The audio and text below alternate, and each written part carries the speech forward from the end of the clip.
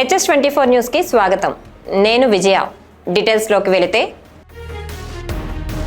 అహ్మదాబాద్ విమాన ప్రమాద వార్త విని దిగ్భ్రాంతికి గురైనట్లు ప్రధాని మోదీ మరోసారి తెలిపారు. ఇవాళ ప్రమాద స్థలాన్ని పరిశీలించిన తరువాత ఆయన మాట్లాడారు. ఆప్తులను కోల్పోయిన బాధ దీర్ఘకాలం ఉంటుందని తెలుసు. వారి బాధను మాటల్లో చెప్పలేను. మృతుల కుటుంబాలకు ప్రగాఢ సానుభూతి తెలుపుతున్నా అని వ్యాఖ్యానించారు. అహ్మదాబాద్ నుంచి లండన్ కు బయలుదేరిన ఎయిర్ ఇండియా విమానం ఘోర ప్రమాదం గురైన సంగతి తెలిసిందే. ఈ ప్రమాదంలో మొత్తం 265 మంది ప్రాణాలు కోల్పోయారు. ప్రమాదానికి గురైన విమానానికి సంబంధించిన బ్లాక్ బాక్స్ లభించినట్లు వస్తున్న వార్తలు ఊహాగానాలు మాత్రమే అని ఓ ప్రకటనలో పేర్కొంది. విమానం టేకాఫ్ అయిన తరువాత కొంతసేపటికే ఏదో జరుగుతున్నట్టు తమకు అనిపించిందని, విమానంలో గ్రీన్ వైట్ లైట్స్ ఆగిపోయాయని, టేకాఫ్ కోసం విమానం వేగం పెంచి ఉండొచ్చని అనిపించిందని, ఇంతలోనే హాస్టల్ భవనంలోకి దూసుకెళ్లిందన్న విశ్వాస్ పేర్కొన్నారు. కొన్నేళ్లుగా భార్య బిడ్డలతో లండన్ లో ఉంటున్నానని తెలిపారు. ప్రమాద సమయంలో తన సోదరుడు వేరే వరుసలో కూర్చున్నాడని, ఆయన ఆచూకీ తెలియడం లేదంటూ కన్నీటి పర్యాంతమయ్యాడు.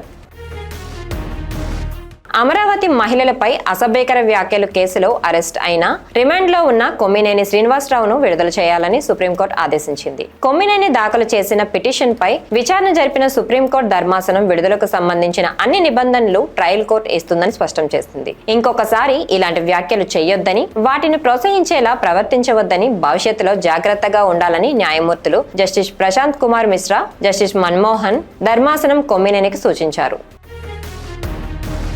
10వ తరగతి లోపు చదివే విద్యార్థులకు బస్ పాస్ సౌకర్యాన్ని ఆర్టీసీ కల్పిస్తోంది. ఇందుకోసం ఈ నెల 14వ తేదీ నుంచి దగ్గరలోని ఆర్టీసీ బస్టాండ్లలోని బస్ పాస్ కౌంటర్లలో దరఖాస్తు చేసుకోవాలని అధికారులు సూచించారు. రెన్యువల్ చేసుకోవాల్సిన విద్యార్థులు పాత బస్ పాస్లను కౌంటర్లో ఇస్తే కొత్తవి ఇస్తారని వివరించారు. అదేవిధంగా ఇంటర్, డిగ్రీ చదివే విద్యార్థులకు 1 నెల, 3 నెలలు, అదేవిధంగా ఏడాది పాటు చెల్లుబాటు అయ్యేలా బస్ పాసులు అందుబాటులో ఉంటాయని అధికారులు వివరించారు. అదేవిధంగా తమ మొబైల్ నుంచే ఆన్లైన్లో APSRTC online.in అనే వెబ్సైట్ ద్వారా దరఖాస్తు చేసుకోవచ్చని అధికారులు తెలిపారు. ఇండియా, చైనా మధ్య డైరెక్ట్ ఎయిర్ సర్వీసెస్ పునరుద్ధరణకు అడుగులు పడుతున్నాయి.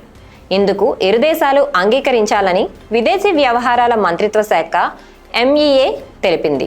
ఇండియాలో పర్యటిస్తున్న China vice foreign minister Sun విడోంగ్తో ఫారిన్ సెక్రటరీ విక్రమ్ మిశ్రా భేటీ అయ్యారు. విమాన సర్వీసులతో పాటు వీసా ప్రక్రియపై చర్చించారు.